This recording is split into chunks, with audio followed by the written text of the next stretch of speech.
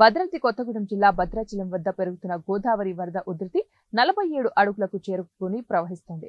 మరొక అడుగు చేరితే రెండవ ప్రమాద హెచ్చరిక జారీ చేస్తామని అధికారులు తెలిపారు. ఇప్పటికే మొదటి ప్రమాద హెచ్చరికను చేశారు. లోతట్టు ప్రాంతాల ప్రజలను సురక్షిత ప్రాంతాలకు తరలించేందుకు అధికారులు అన్ని వేళలా అందుబాటులో ఉండాలని, ఎటువంటి అవాంఛనీయ సంఘటనలు జరగకుండా ముందస్తుగా చర్యలు తీసుకోవాలని జిల్లా కలెక్టర్ జితేష్ వి పాటిల్ అధికారికంగా యంత్రాంగాన్ని అప్రమత్తం చేశారు. గోదావరి స్నానఘట్టాల కళ్యాణకట్ట ప్రాంతం గోదావరి వరద నీటితో నీట మునిగిపోయాయి. ఇప్పటికే పోలీసులు భక్తులను, ప్రజలను కరకట్ట మీదకు, గోదావరి స్నానఘట్టాల వద్దకు, బ్రిడ్జి మీదకు అనుమతించడం లేదు. భద్రాచలం నుండి దుమ్ముగూడెంచెర్ల మండలాలకు యథావిధిగా రాకపోకలు కొనసాగుతున్నాయి.